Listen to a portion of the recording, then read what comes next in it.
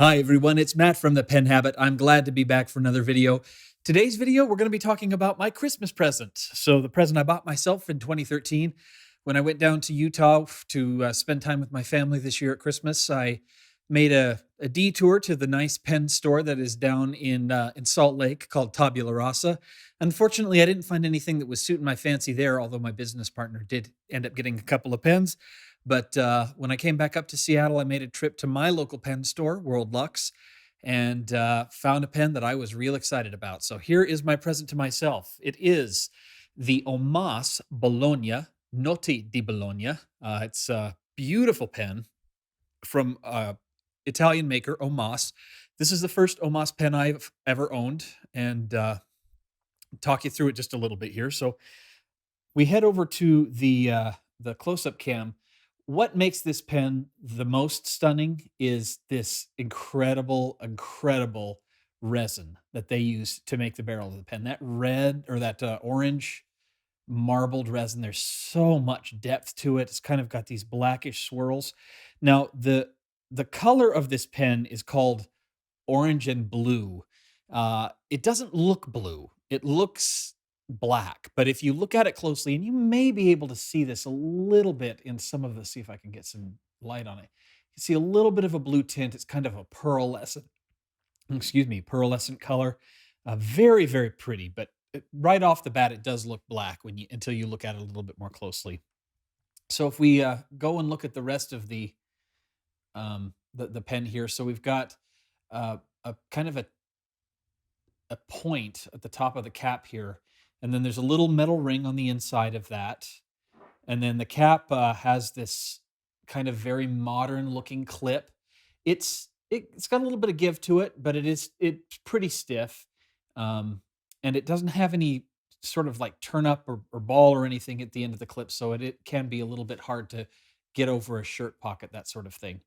The At the bottom of the cap, it says Omas here, right in this platinum band.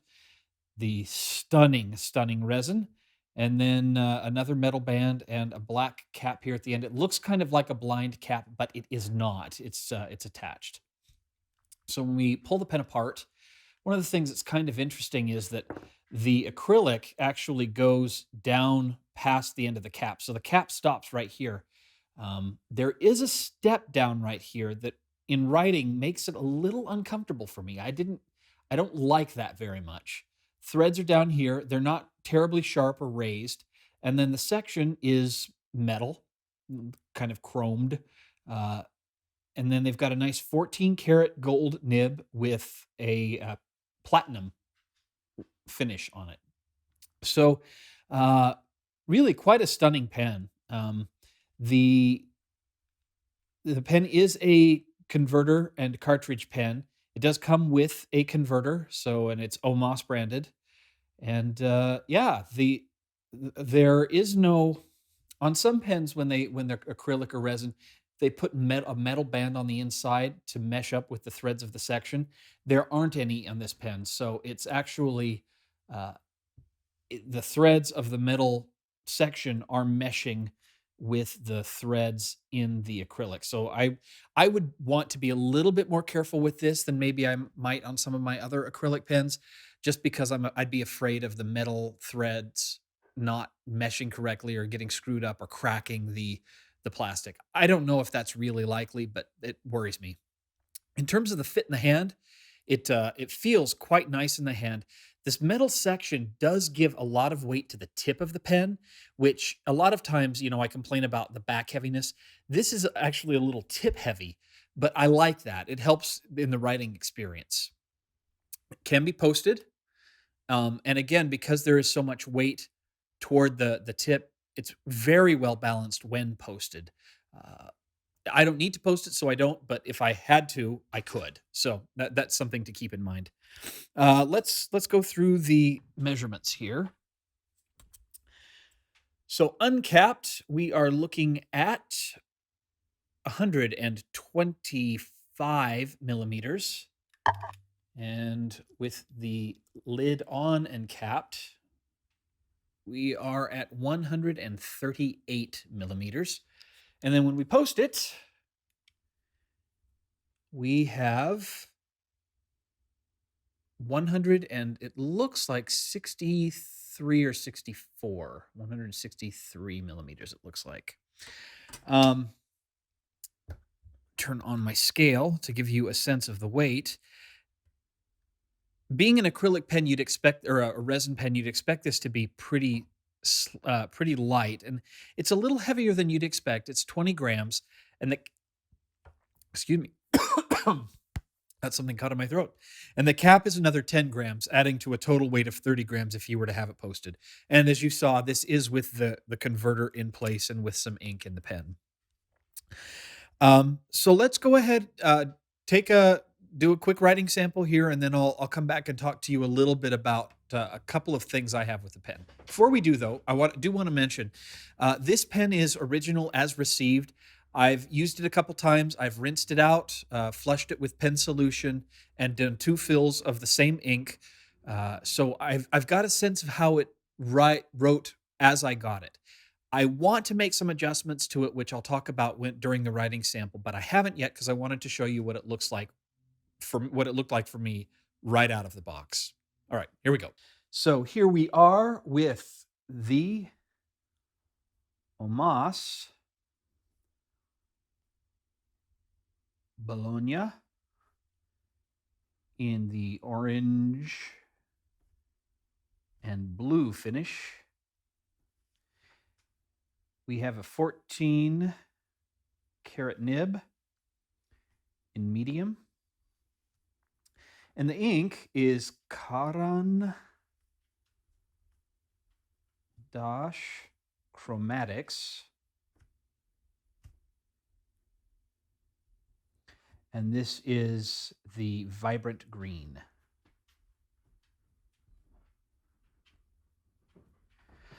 Now, for those of you who aren't familiar with the Caran d'Ache story of the last couple of years, Caran d'Ache used to have a very popular line of inks known as the Colors of the Earth line.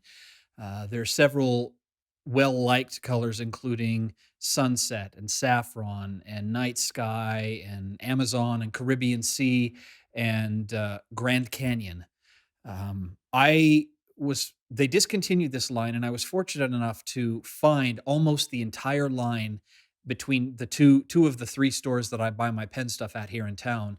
And in certain cases, I have multiples. So I have three bottles of Grand Canyon, which is one of my favorite brown inks. I just love this ink. They discontinued this line, and just in the middle of last year came out with their chromatics line, which is it's an interesting line. But what makes this line so special are the bottles. The bottles are just amazing, and I love a good ink bottle. But these are hexagonal, but instead of having a flat bottom, they're slanted. So when you set it on the table, the bottle is tilted at an angle, making it very easy to slide the pen in. The bottles are stunning. The cases that they come in are stunning. The inks, I've only played around with one because the bottles are really expensive. They're almost $40 US, or they are $40 US for these bottles, and I think they're 50 or 60 milliliter bottles. That's more expensive than a Roshizuku or Edelstein inks. And frankly, I just with this ink, I like it. It's a pretty color. I've got other greens I like more and that behave better for me. So I'm not sure I'll be buying any more of the chromatics inks from Caran d'Ache. In any case, paper is a Rhodia dot pad, as is always the case. And let's just do a little bit of writing. Since the pen is of Italian origin, we'll do some fake Italian lyrics here.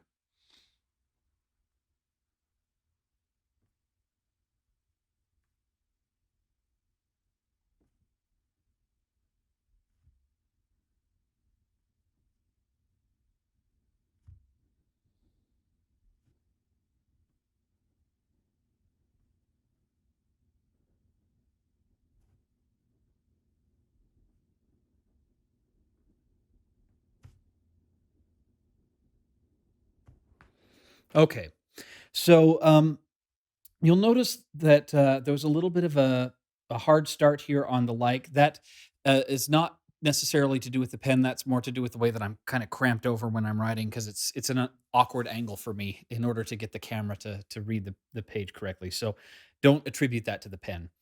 In terms of the way the pen writes, it's a little on the It's smooth, there's no part of it that's scratchy, but it gives a fair bit of feedback. One of the reasons I think it gives the feedback, and it's feedback that I don't like, is because the pen's a little too dry. For my taste. You can see here, when I do the ink test here and just do I mean, there's not much excess. So if you like a drier pen, this one will probably work for you right out of the bat. Uh, I have not adjusted it, as I mentioned earlier, but as soon as I'm done with this video, one of the first things I'm going to do is try to increase the ink flow a little bit. And if I can't do it with my gradual methods, I'm actually going to send this pen in because I love the pen enough, the way it looks and the way it feels in my hand, that I want to love the way it writes too. And that's something that can be adjusted. So just know that for me, this pen didn't write well out of the gate, but it's an easy fix.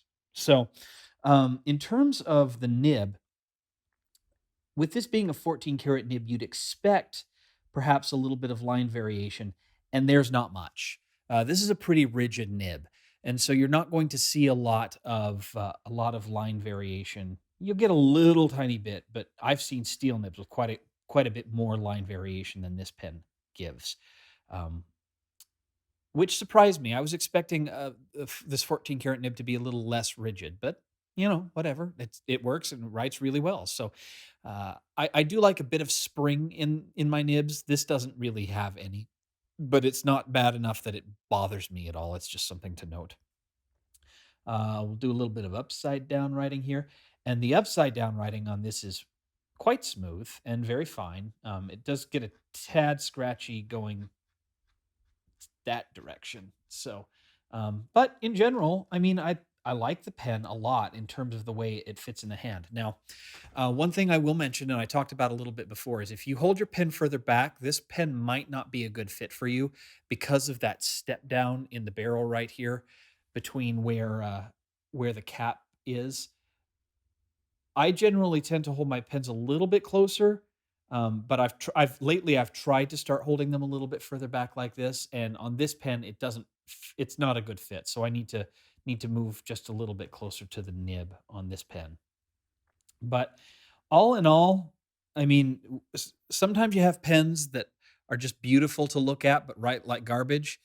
Sometimes you have pens that write incredible, but aren't much. They don't look very good. Then you have pens that look good and are just on the verge of writing beautifully. And this is what this pen is for me. I want to love this pen a lot. I don't yet. I think I will after I make a few adjustments to it, but I wanted to show you what it looked like out of the box. So if you have any questions, as always, please leave them down in the comments below or over on the website at penhabit.com. You can check me out on Twitter, on Facebook, on Google Plus, and you can also email me penhabit@gmail.com. And as I mentioned this before, I'll probably mention it a couple more times. I'm just about out of pens. So if you have pens you want reviewed, I'd love to review them, but just be aware that in the next probably 4 or 5 weeks, I will have reviewed all the pens I own, which frankly, considering I've only been using fountain pens for 11 months, is a lot of pens. But I'm kind of on a hiatus right now, so the pen review videos might dwindle down just a little bit, and until mid-year when I start affording myself some pens again around my birthday time. So, any case, thank you again for watching. Love to have you watch the videos. Please leave your comments, get in touch with me via those methods, and we'll see you here next time on The Pen Habit. Thanks a lot. Bye.